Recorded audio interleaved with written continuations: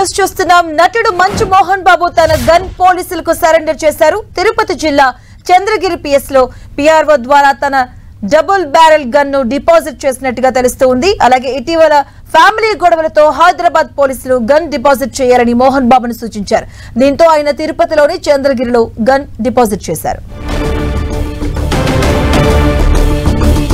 ఇదే అంశానికి సంబంధించిన పూర్తి అప్డేట్స్ మా కరెస్పాండెంట్ మురళి అందిస్తారు. మురళి, మధువి, అంటే మంచు కుటుంబంలో ఏర్పడిన విభేదాల నేపథ్యంలోనే తమ వ్యక్తిగత గన్లను సరెండర్ చేయాలంటూ తెలంగాణ పోలీసులు మంచు మోహన్ బాబుని ఆదేశించారు. ఈ నేపథ్యంలో ఈ ఆదేశాల మేరకు మోహన్ బాబు తన పిఆర్ఓ ద్వారా తనకున్న డబుల్ బ్యారెల్ లైసెన్స్డ్ గన్ను సరిగ్గా 2 రోజుల క్రితం చంద్రగిరి పోలీస్ స్టేషన్ లో ఆయన హ్యాండ్ ఓవర్ చేయడం జరిగింది. అయితే నిజానికి మోహన్ బాబుకి 2 గన్స్ ఉన్నట్టుగా తెలుస్తోంది. ఒక గన్ను ఆయన పేరుతో, అంటే పిస్టోల్ ఆయన పేరుతో ఉండగా డబుల్ బ్యారెల్ గన్ మాత్రం రంజిత్ అనే వ్యక్తి వద్ద నుంచి ఆయన బదిలీ చేసుకుని వాడుతున్నట్టుగా తెలుస్తోంది. ఈ నేపథ్యంలో ఏదైతే రంజిత్ అనే వ్యక్తికి సంబంధించి తాను వాడుతున్న గన్ ఉందో డబుల్ బ్యారెల్ గన్ను, ఆ డబుల్ బ్యారెల్ గన్ను సరిగ్గా 2 రోజుల క్రితం తన పిఆర్ఓ ద్వారా చంద్రగిరి పోలీస్ స్టేషన్ లో ఆ గన్నుని సరెండర్ చేయడం జరిగింది, అంటే డిపాజిట్ చేయడం జరిగింది. ఇది కాకుండా మోహన్ బాబుకు మరో పిస్టోల్ కూడా ఉన్నట్టుగా పోలీసులు చెప్తూ ఉన్నారు. మరి దానిని ఆయన హ్యాండ్ ఓవర్ చేస్తారా లేదా అనేది మాత్రం ఇంకా తేలాల్సి ఉంది. ఏదేమైనా సరే పోలీసుల ఆదేశం మేరకే ఈ గన్నును సరెండర్ చేసినట్టు తెలుస్తోంది.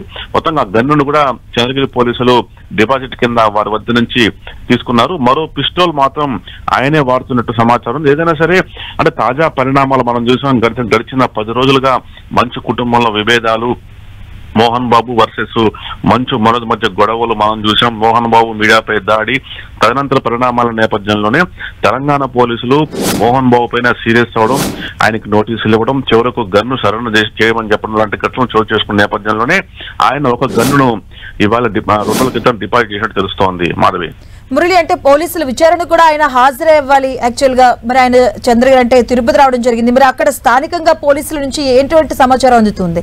హాజరవుతారా లేదా? దానికి సంబంధించి ఏమైనా డీటెయిల్స్ తెలుసా? నిజానికి మోహన్ బాబు అట్లాగే కొంతమంది కుటుంబ సభ్యులు తిరుపతి సమీపంలోని రంగంపేట వద్ద ఉన్న విద్యానికేతన్ విద్యా సంస్థల్లో ఉన్న ఇంట్లోనే ఉన్నట్టుగా తెలుస్తోంది. 2 రోజుల క్రితమే మోహన్ బాబు తిరుపతి వచ్చినట్టుగా చెప్తూ ఉన్నారు. ఇక్కడే ఆయన ఉన్నారు.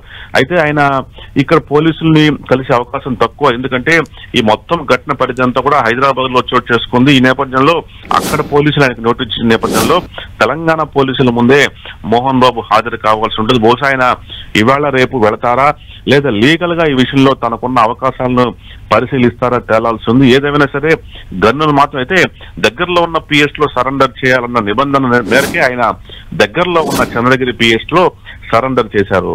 Madhavi, okay, thank you Murali.